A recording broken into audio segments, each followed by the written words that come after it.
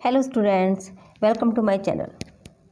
Eight a glance series में economics में आज हम लेकर के आ गए आपके सामने national income accounting. National income actually क्या है कि भाई थोड़ा सा ऐसे भाई बड़ा तो है ही चैप्टर, है ना। तो एंटायर चैप्टर एक वीडियो में तो कवर नहीं हुआ क्योंकि इसमें न्यूमेरिकल भी है, तो न्यूमेरिकल का हमने एक सेपरेट एक और वीडियो तैयार कर दिया है, ठीक है ना। तो आज के इस वीडियो में हम पढ़ाएंगे आपको 1 marks question, then 3 marks question, 4 marks question, then 6 marks question. कोशिश कीजिए कि एंटायर चैप्टर कवर हो सके, शायद मेरी ये कोशिश आपको समझ में भी आ जाएगी। तो स्टार्ट करें। Primary deficit in a government budget will be zero. समझ रहे हो, प्राइमरी डेफिसिट गवर्नमेंट बजट में ज़ीरो हो जाए, कब होगा ये? व्हेन? ठीक है, अगर नहीं पता तो बता देती हूँ ऐसे ही, जब फिस्कल डेफिसिट इंटरेस्ट पेमेंट के बराबर हो जाएगा। समझ गए? कब होगा? जब फिस्कल डेफिसिट यानी कि जो टैक्सेस में डेफिसिट अगर कमी हो गई है वो उसके इंटरेस्ट पेमेंट के बराबर हो जाएगा, तब प्राइमरी डेफिसिट गवर्नमेंट बजट में ज़ीरो होता है।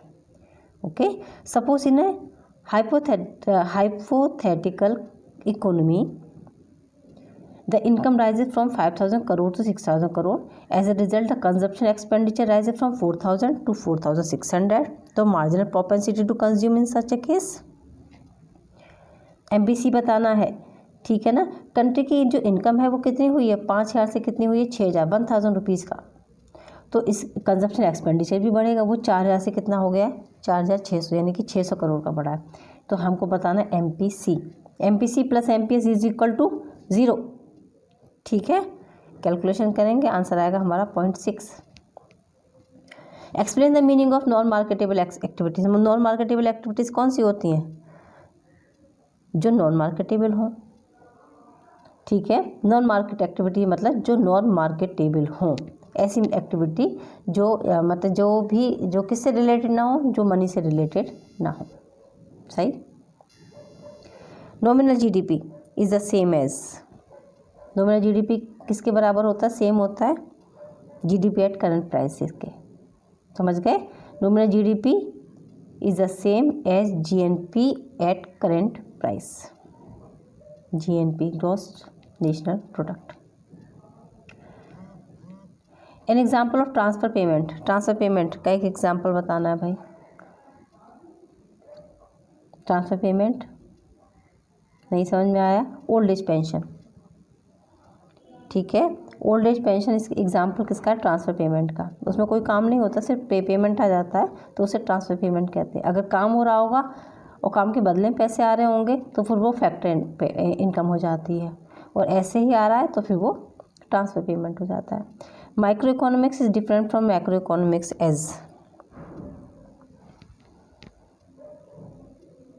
कैसे डिफरेंस होती है? क्योंकि micro economy deals with the individual behaviour. Micro मतलब छोटा होता है, उसमें इंडिविजुअल बिहेवियर को हम डील करते हैं। विच of the following is an example of macroeconomics. Macro का एक एग्जाम्पल, अरे कुछ नहीं पढ़ेंगे हम, इन्फ्लेशन होता है, बहुत simple. Inflation. Can the gross domestic product be greater than the gross national product? पहले तो हो सकता है, यस इसका आंसर है। अब क्यों हो सकता है? ग्रॉस डोमेस्टिक प्रोडक्ट है जीडीपी, वो जीएनपी से बड़ा हो सकता है। हाँ हो सकता है ना, क्यों नहीं हो सकता? जीडीपी यानी ग्रॉस डोमेस्टिक प्रोडक्ट। अगर एक इंडियन टेरिटरी के अंदर जितना भी डोमेस्टिक प्रोडक्ट प्रोड्यूस किया जा रहा है वो उससे हो सकता है। नेशनल प्रोडक्ट में तो इनका एक्सपोर्ट और इम्पोर्ट भी इसमें ऐड कर दिए जाते हैं, और एक्सपोर्ट इम्पोर्ट ये कभी नेगेटिव भी हो सकते हैं कि इम्पोर्ट ज़्यादा हो जाए, ठीक है ना। तो बढ़ सकता है, क्यों नहीं बढ़ सकता? State which one of the following is true. एक सच है इसमें से। Rent is a factor income, royalty is not a factor income, tax is a factor income, subsidies is a factor payment. सिर्फ एक सही है, वो भी क्या है? Rent is a factor income. Rent क्या है? एक फैक्टर इनकम है। रॉयल्टी भी एक फैक्टर इनकम है, पर उसमें नॉट लिखा हुआ है इसलिए वो गलत है। टैक्स वो तो फैक्टर इनकम है ही नहीं, ठीक है। नेशनल इनकम नेशनल इनकम क्या है? हाइपोथेटिकल, नॉन इकोनॉमिक, स्टॉक नहीं। नेशनल इनकम क्या है? फ्लो कॉन्सेप्ट होता है, फ्लो कॉन्सेप्ट, क्योंकि at a point of time इसको हम कैलकुलेट नहीं करते हैं, इसको at a period of time calculate किया जाता है, इसलिए फ्लो कॉन्सेप्ट है। Explain the meaning of the non market activities. Non market activities अभी बता दिया था, ये नॉन मार्केटेबल होती हैं, इसलिए ये नॉन मार्केट एक्टिविटीज़ कहलाती हैं। Nominal GNP is same as GNP at current price.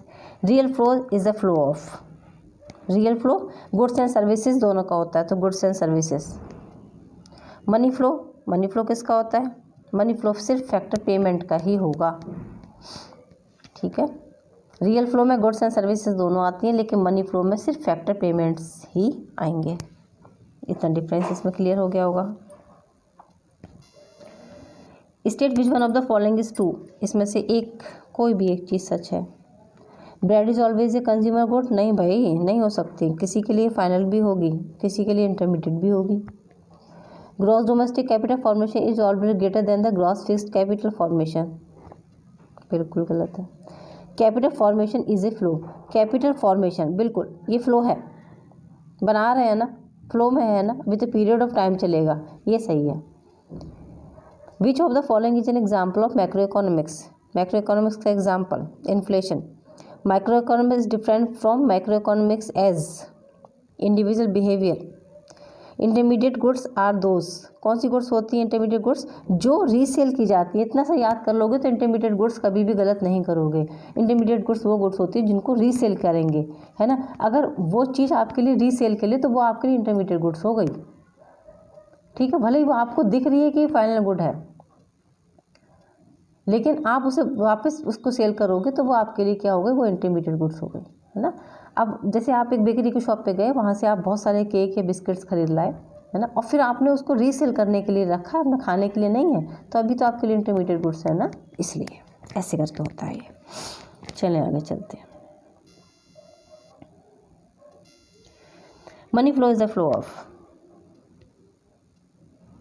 Factor payments, ठीक है, फैक्टर पेमेंट्स में होता है। Give one example of externality which reduce welfare of the economy, welfare of the people. Externality बतानी है।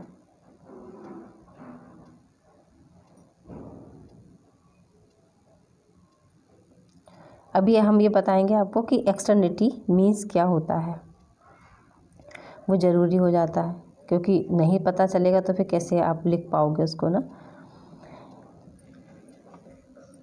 जब एक एक्टिविटी, जैसे हम पहले एग्जाम्पल वो दे दें, आपको इसका आंसर दे दें, फिर उसको हम उसको वहीं का वहीं क्लियर कर दें। When the activities of one result in harm to others with no payment made for harm done, such activities are called negative एक्सटर्निटीज़।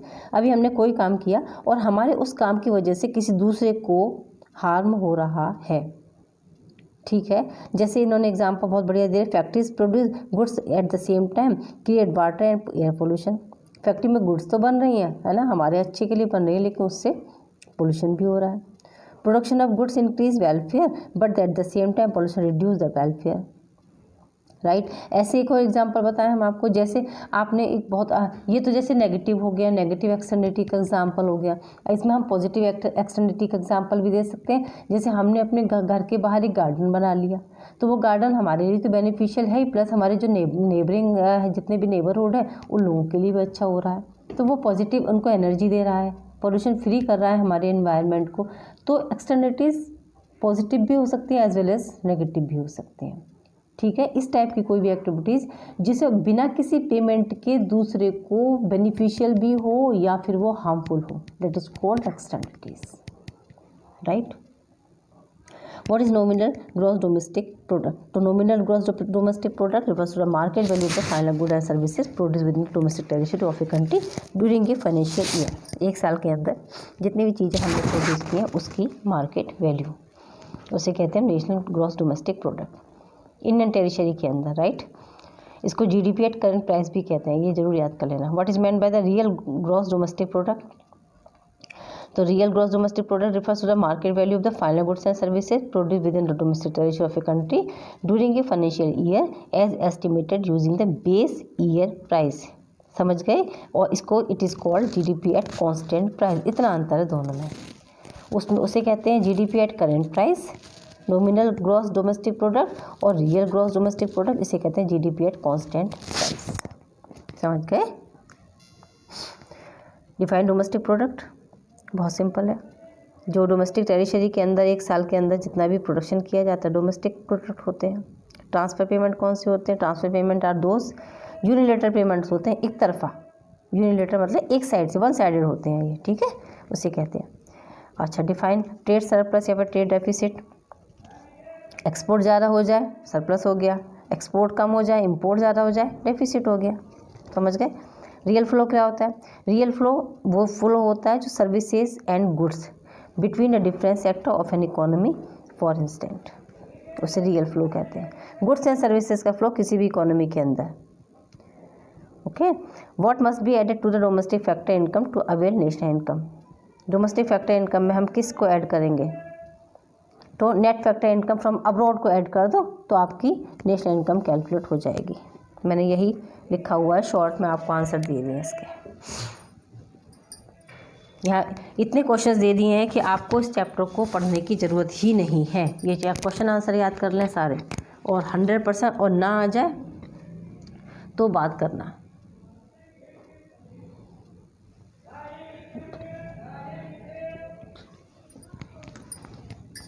Next, define real GNP. तो ग्रोस नेशनल प्रोडक्ट, ये तो कांस्टेंट प्राइस पर होता है ना, base year के हिसाब से, उसे जीएनपी कहा जाता है। Providing the reason, explain whether the following are included in the domestic product of India. Payment of salaries to its staff by embassy located in New Delhi. उसमें डोमेस्टिक इनकम में तो नहीं होगा, क्योंकि डोमेस्टिक टेरिटरी में तो नहीं है इंडिया का। समझ गए। बिल्कुल ठीक है ना।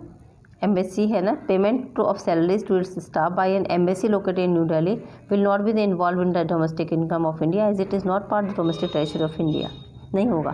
Providing the reason, explain whether the following are included interest receive by an Indian resident from its abroad firms.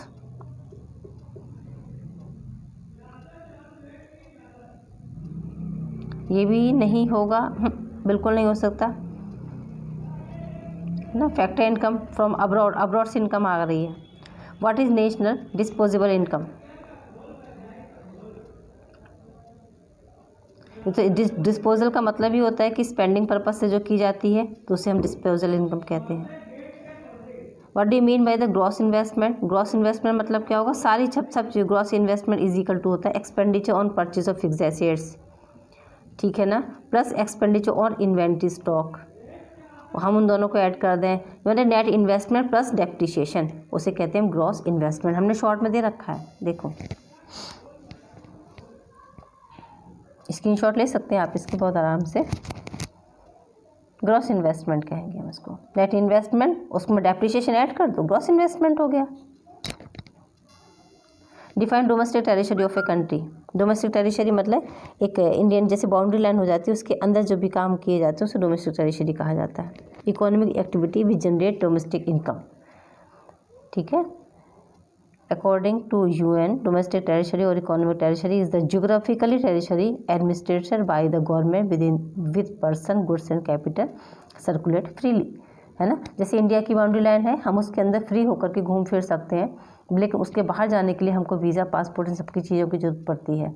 तो जिन चीज़ों, जिससे भी बाउंड्री लाइन के अंदर हम आराम से घूम फिर सकते बिना किसी प्रॉब्लम के, वो हमारी क्या हो जाती है?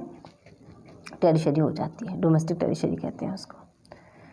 आगे चलें। What is meant by the real gross domestic product? ये तो मार्केट वैल्यू है फाइनल गुड्स एंड सर्विसेज की produce within the domestic territory of the country during a financial year. आगे चलते हैं। What is real national income? तो real national income refers to the national income constant price. It is also called real GDP, real national income, ठीक है। Real national income है ये।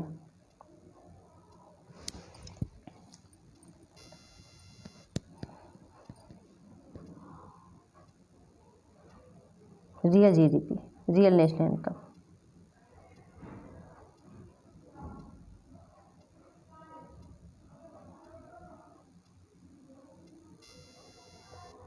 Define externalities, given example of negative externality, what is impact और welfare. अभी हमने आपको बताया था ये वाला क्वेश्चन। What are externalities, given example of a positive externality of its impact on welfare of the people. ये क्वेश्चंस हमने इसलिए आपको दिए हैं कि आपको पता होना चाहिए कि एक्सटर्निटीज़ के क्वेश्चंस कितने आते हैं, और इसका आंसर देना हमारा मेन काम था कि हमने इसके आंसर दिए आपको लिख करके। देखो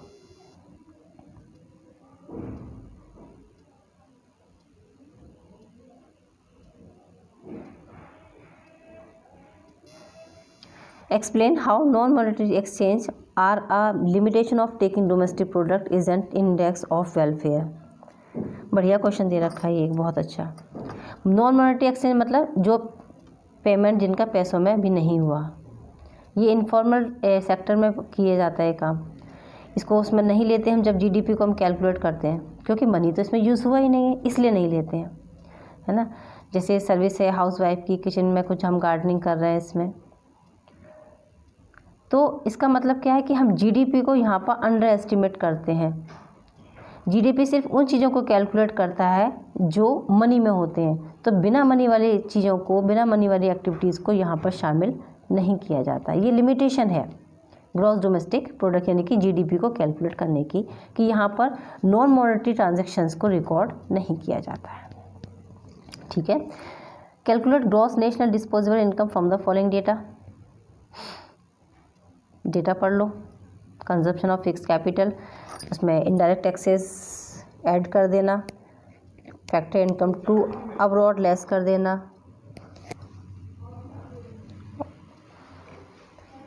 plus net current transfer from rest of the world 3000 plus 200 plus 200 minus 150 plus 250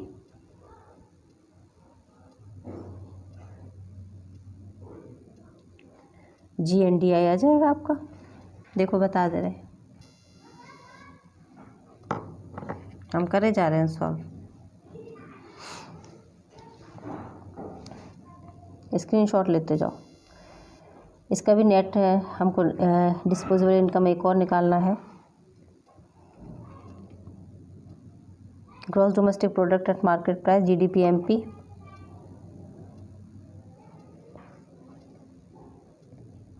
net national disposable income, इसको gross domestic product at market price GDP MP minus net factor income to abroad minus consumption of fix capital जो depreciation होता है, minus net current transfer to rest of the world.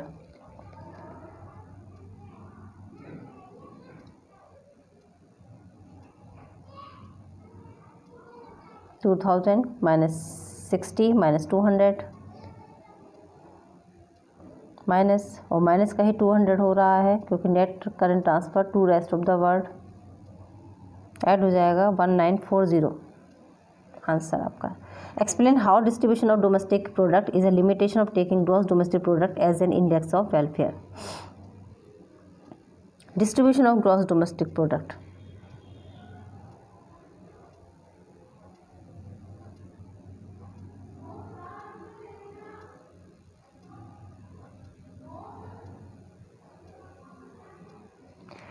देखो क्या question है, distribution of gross domestic product, है ना। ये gross domestic product distribute होने में हम ये लिमिटेशन कैसे ले सकते हैं, जीडीपी को हमने वेलफेयर में ले लिया। इससे देखो क्या होता है कि इंडिया में सब तरीके के लोग हैं, रिच भी हैं पुअर भी हैं। अगर हम प्रोडक्शन के हिसाब से ही कैलकुलेशन कर रहे हैं तो हम यहाँ पे वेलफेयर की बात नहीं कर सकते। क्यों नहीं कर सकते? क्योंकि डिस्ट्रीब्यूशन तो माने अगर हम मार्केट में जाएं और मार्केट में जो लोग, सिंपल सी मेरी बातों को समझें, शॉपिंग जो कर रहे हैं वो लोग, हो सकता है सारे लोग रिच हों बहुत ज़्यादा, तो हमारा प्रोडक्शन तो बढ़ रहा है ना। तो हम ये कैसे कह सकते हैं कि हमारा जो वेलफेयर है वो वेलफेयर वाला काम जो है वो बहुत बढ़िया हो रहा है ना। हो सकता है उसमें 10 लोग बहुत रिच हों, उन लोगों ने इतनी शॉपिंग कर लिया कि वो जो 90 लोगों को कवर अप कर रहे हो, पर 90 लोग तो स्टिल अभी भी पुअर है ना। तो हम यहाँ पर ये बात नहीं कह सकते हैं, जीडीपी अगर बढ़ रहा है लगातार तो भी हम ये बात नहीं कह सकते कि ये प्रॉपर पूरी तरीके से वेलफेयर के लिए है, क्योंकि हम हर चीज़ की स्टडी कैसे कर लेते हैं, हम तो एक ओवरऑल निकाल के ले जाते हैं ना, है ना, हम तो ओवरऑल यहाँ पे कैलकुलेट कर लेते हैं, तो हमको नहीं पता चलता है कि ये इससे कितने लोग इफ़ेक्ट हो रहे हैं।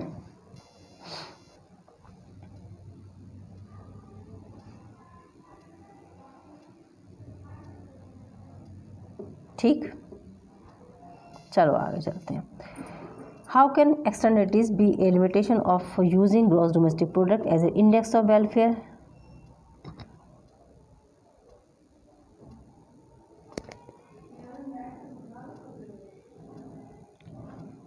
डोमेस्टिक प्रोडक्ट इंक्रीज़ हो रहे हैं, जैसे इंडस्ट्रीज, इतनी सारी इंडस्ट्रियलाइजेशन हुआ है, अर्बनाइजेशन हुआ है, तो ग्रॉस डोमेस्टिक प्रोडक्ट इंक्रीज़ हुए हैं। अब इंक्रीज़ होने से कुछ प्रॉब्लम तो आती हैं, पोल्यूशन है ना, एयर वाटर का, सॉइल का, और अर्बनाइजेशन से क्या हो जाता है, प्रॉब्लम, सबसे ज़्यादा प्रॉब्लम आती है हाउसिंग प्रॉब्लम, रोड एक्सीडेंट बहुत हो जाते हैं। तो मतलब इससे क्या होता है, अगर हम देखते हैं तो पूरी तरीके से जो वेलफेयर है वो यहाँ पर डेफिनेटली डिक्रीज़ तो होता ही होता है। तो जीडीपी यहाँ पे इग्नोर हो सकता है, जो वेलफेयर जो हम हो रहा है वो इग्नोर होता है।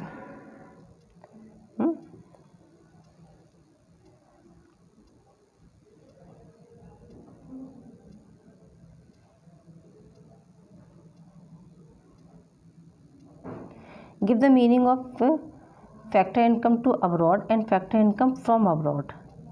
फैक्टर इनकम टू अब्रॉड और एक फ्रॉम अब्रॉड, एक तो जा रहा है और एक आ रहा है, समझ रहे। फैक्टर इनकम टू अब्रॉड, ये तो income earn bye non resident factor of production working in domestic market. ठीक है, जैसे कि इस एग्जांपल में हमने छोटा सा एक एग्जांपल लिखा है, जैसे earning of a person from Bangladesh who is working in India is a factor income to abroad. काम तो वो यहाँ कर रहा है ना, काम करने के बाद उसको वो बाहर भेज देगा। ठीक है, अच्छा, इसी को अगर हम दूसरे वर्ड्स में अगर हम कहते हैं, तो अगर हम फ्रॉम अब्रॉड की बात करते हैं तो वो वहाँ से यहाँ पर आ जाएगा, हमारे पास आ जाएगा। ठीक है, तो it is a income earn by the resident of a country from rest of the world, जैसे कि Indian citizen working in US earn a salary and this is treated as a factor income from abroad.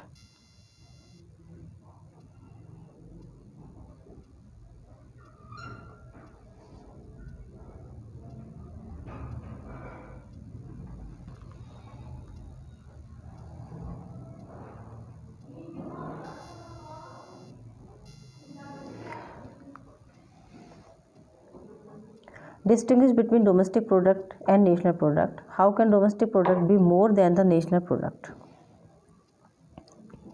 Domestic product जो बस कुछ भी नहीं, domestic product में इतना याद कर लेना, जो फैक्टर इनकम जनरेट हुई है या प्रोड्यूस हुई है during an accounting year with in the domestic territory of a country, उसे डोमेस्टिक हम इनकम कहते हैं। और जब हम उस इनकम में बस net factor income from abroad की ऐड कर देते हैं तो वो क्या बन जाती है, वो नेशनल प्रोडक्ट बन जाता है। सिंपल सी इतनी सी बात है, कुछ नहीं। Now next, calculate personal income. यहाँ पे हमें कैलकुलेट करनी है, एक बहुत सिंपल है personal income, personal disposable income, personal taxes. ठीक है, miscellaneous precedes of government administrative department add कर दो, सारी कैलकुलेशन आपके पास आ जाएगी। ये लो आंसर।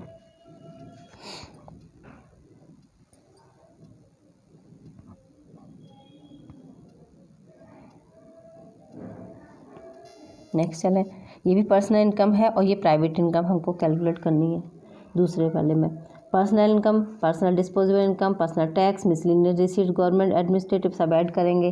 प्राइवेट इनकम के लिए वो personal disposable income, personal taxes, corporate taxes, retain earnings of private corporations सारे ऐड करेंगे। इसलिए अपने प्रॉपर इसको ना सॉल्व करके दिया है, जिससे कोई दिक्कत ना हो आप लोगों को। चलें, ये भी प्राइवेट इनकम है और फिर एक calculate sales from the following data. Sales बहुत इंपॉर्टेंट है। Private income, personal disposable income, personal taxes, corporate taxes और रिटेन अर्निंग्स ऐड करेंगे आप। अच्छा, सेल्स निकालने के लिए फॉर्मूले को आप अपोजिट करेंगे भाई। GVAMP net value added at factor cost plus minus subsidies होती हैं और प्लस होता है कंजप्शन ऑफ फिक्स्ड कैपिटल। पहले तो GVAMP निकालो, फिर GVAMP निकालने के बाद GVAMP इज इक्वल टू क्या होता है, वैल्यू ऑफ आउटपुट, है ना, sales plus change in stock minus intermediate consumption. ये फॉर्मूला लिखेंगे आप इसको, और फिर हमको GVAMP पता चल जाएगा, उसको उस फॉर्मूले में हम लिख देंगे और अपनी सेल्स कैलकुलेट कर लेंगे। कैसे करेंगे, देखो ऐसे करेंगे, कंफ्यूज होने की ज़रूरत नहीं, सब कुछ हमने क्लियर बता रखा है सब।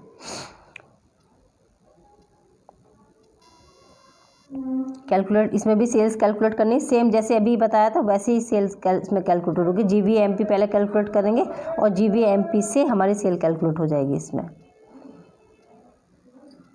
सेल ऐसे ही कैलकुलेट की जाती है और अक्सर आ जाता है सेल कैलकुलेट कराने के लिए पेपर में।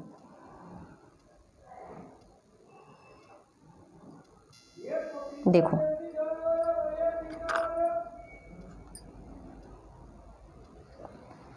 पहले GVAMP value of output sales plus change in stock होता है, तो बस इसी सेल को हमें कैलकुलेट करना है। लीनियर इक्वेशन को फॉलो करेंगे यहाँ पे हम और सेल्स कैलकुलेट करेंगे।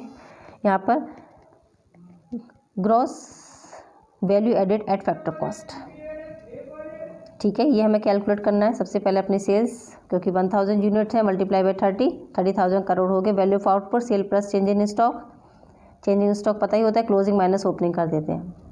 Gross value added at factor cost GVAFC निकालेंगे सबसे पहले हम, ठीक है। Value of output minus intermediate cost minus net indirect taxes, excise duty plus sales होती है। जो भी एक्स्ट्रा ऐसे दिखें आपको वो अपने पास नोट करते जाइए, क्योंकि जितना हो सकता था हमने सारा देने की कोशिश की है कि हाँ कुछ गलत ना हो। 6 मार्क्स का एक क्वेश्चन आएगा आपका, ये भाई ऐसे ही आते हैं। चलें, calculate net value added at factor cost, net value added आ गया, ठीक है, सेम टू सेम बिल्कुल ये उसके जैसा ही है। 2 एक से देने की कोशिश किए हैं, जिससे कि मतलब इतना प्रैक्टिस हो जाए, तो प्रैक्टिस बहुत ज़रूरी है, इसलिए आंसर भी हाथों हाथ दे दिए। इंपोर्ट ड्यूटी इनडायरेक्ट टैक्स होती है और net indirect tax is equal to मतलब इंपोर्ट ड्यूटी में से सब्सिडी लेस की हुई है। चलो इतनी चीज़ें बता दी और ये लिख भी दिया सारा।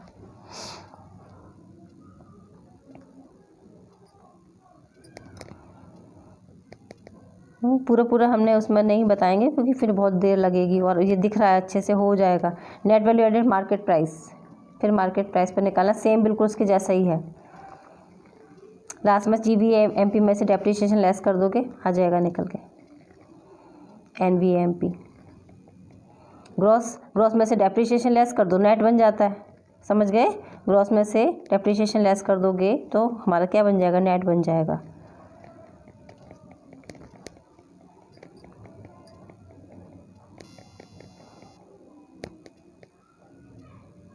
Net value added at market price, output sold into price per unit of output plus closing stock, closing minus opening sorry, और minus intermediate cost minus depreciation, हो गया आपका काम। प्लस सब्सिडी, अगर सब्सिडी है तो plus subsidy.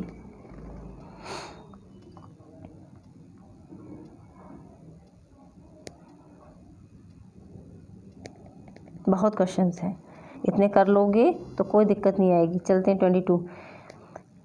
Net value added factor cost निकालना है। Price per unit plus change in stock minus intermediate consumption minus depreciation minus excise duty. फॉर्मूले भी लिखे हैं, इसलिए हर बार हमने फॉर्मूले लिखे कि कोई दिक्कत नहीं हो आपको बार बार समझने में। समझो चीज़ों को, और जब तक आप बच्चों आप लोग समझने की कोशिश नहीं करेंगे तब तक हम कितना भी समझा लेंगे वो नहीं आएगा समझ में, राइट। हमारा काम तो आपको मटेरियल इकट्ठा करके देना, बाकी समझना तो बच्चे आप ही लोगों का काम है। Net value added factor cost, और क्या पूछा है, net value added factor cost same है बिल्कुल। Net value added factor cost NVAFC sales plus change in stock, minus purchase of intermediate goods अगर है तो, minus consumption of fixed capital माने डेप्रिसिएशन, और माइनस इनडायरेक्ट टैक्सेस। यही formula होता है।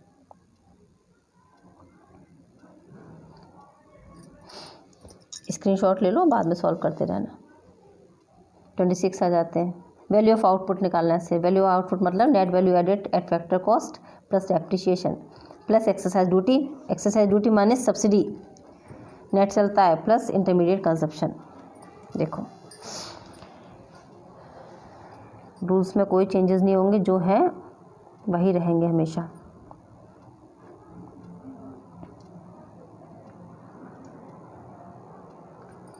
चलो कुछ थ्योरी बता दें। A country with trade deficit can not have current account surplus in balance of payment. Do you agree with the statement? Discuss with reason.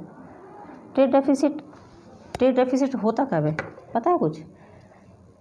Trade deficit होता है जब गुड्स इंपोर्ट ज़्यादा हो रही है, एक्सपोर्ट कम हो रही है। और सरप्लस कब होगा? जब इसके अपोजिट कंडीशन हो जाएगी। सही तो है। क्या पूछें second? GDP does not give as a clear indication of economic welfare of a country. Define. हाँ बिल्कुल, अभी हमने जीडीपी की बहुत सारी आपको लिमिटेशन बताई है ना, उस जीडीपी की लिमिटेशन में आप इसमें कुछ भी लिख सकते हो कि इसमें नॉन मॉनेटरी ट्रांजैक्शंस को कोई भी इसमें जगह नहीं दी जाती है। एक्सटर्निटी हमेशा बेनिफिट और हार्मफुल दोनों ही चीज़ें हो जाती हैं। डिस्ट्रीब्यूशन इनकम यहाँ पर एक सा नहीं लिया जाता है, ये उसकी कुछ कमियाँ हो जाती हैं। ठीक है, चलें आगे। चलो, higher GDP means greater per capita availability of goods in the economy. Do you agree with the given statement? Give valid reason in the support of your answer. तो हायर जीडीपी तो हायर पर कैपिटा इनकम, लेकिन बहुत सारी चीज़ों में ये सच नहीं होता, इससे पहले भी हमने डिस्कस किया हुआ होता है। If the rate of population growth is more than the rate of growth of GDP, पर capita availability of goods and service will fall. Population बढ़ती जा रही है तो पर कैपिटा इनकम क्या करेगी आपकी? ठीक है, अगर डिस्ट्रीब्यूशन ऑफ इनकम सही नहीं है, इक्वल नहीं है, कुछ लोग बहुत रिच हैं और कुछ लोग बहुत ही ज़्यादा पुअर हैं, तो भी जीडीपी का जो हमारा रिजल्ट आ रहा है वो पुअर ही होगा, वो सही नहीं होगा। Explain the meaning of real gross domestic product and nominal gross domestic product. Nominal gross domestic product, तो nominal is measured as the product of the current year output of final goods and services, पर real जो होता है on the other hand is measured as the product of current year price and base of the base year price, वो real GDP हो जाता है।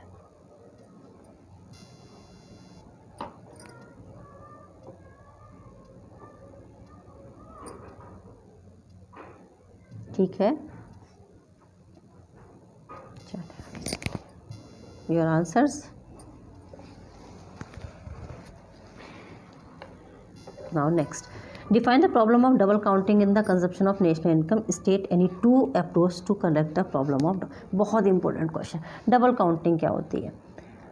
Double counting arise हो जाती है जब कुछ गुड्स एंड सर्विसेज को हम दो बार काउंट कर देते हैं।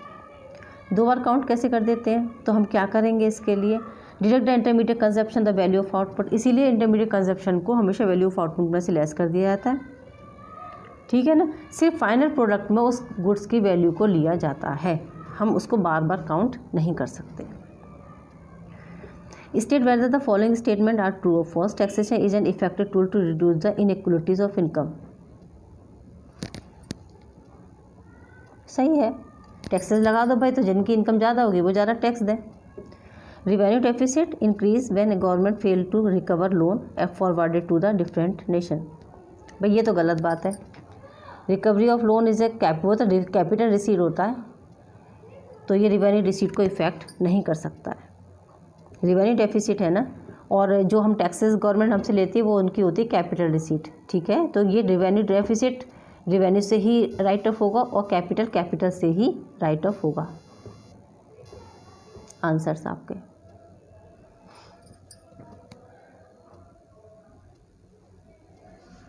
ठीक है, next, differentiate between the personal income and private income. Personal income कौन सी होती है? तो ये तो जो एक पर्सनल एक इंडिविजुअल होता है, वो अपनी जो भी इनकम अपनी अर्न कर रहा है, आउटसाइड से या फिर इनसाइड वर्ड से, उसी पर्सनल इनकम है। तो private income minus corporate tax minus corporate saving undistributed profit, उसे पर्सनल इनकम कहते हैं। और प्राइवेट इनकम कौन सी हो गई, है ना, ये वो फैक्टर इनकम और ट्रांसफर इनकम होती है received of all private sources with in the outside of the country. हम दे रहे हैं इसका भी। और क्या है ये, net value added at the market price. Answer match करो आप लोग अपने।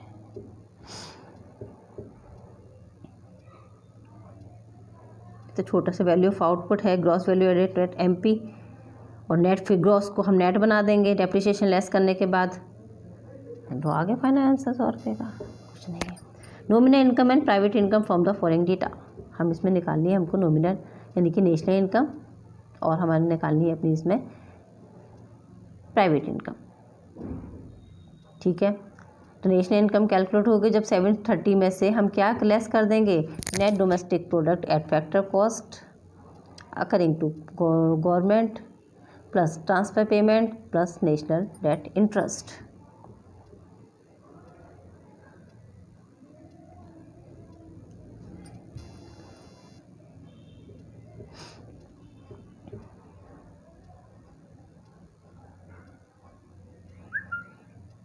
इसके अभी और भी न्यूमेरिकल आप आएंगे, जो न्यूमेरिकल हम इसके सेकंड वीडियो में अपलोड करेंगे आपके। चलिए आज के इस वीडियो का last question, providing the reason explain whether the following are include in the domestic product of India profit earn by a branch of the foreign bank in India. Foreign bank है, India में है, include होगा भाई, होगा क्यों नहीं होगा, because क्यों होगा, profit are earn within the domestic territory of India, क्योंकि ये प्रॉफिट इंडिया की बाउंड्री लाइन के अंदर हो रहा है, इसलिए ये ऐड किया जाएगा, और कोई कारण नहीं है बिल्कुल भी। ठीक है, बात मेरी समझ में आ रही होगी आप लोगों को। तो वीडियो को देखने के लिए और मेरे साथ लास्ट तक बने रहने के लिए थैंक यू सो मच। और वीडियो अगर पसंद आ गया हो तो मुझे कमेंट ज़रूर किया करें, बस बाकी कुछ करें ना करें, एक कमेंट ज़रूर कर दिया करें बस। और नेक्स्ट और भी क्वेश्चंस, बहुत सारे क्वेश्चंस न्यूमेरिकल हमको, मतलब हम नहीं चाहते कि आपके नेशनल इनकम बिल्कुल किसी भी कीमत पे गलत हो जाए। तो उसके लिए मेरे नेक्स्ट वीडियो को वेट कीजिए। Okay children, take care, goodbye, bye bye.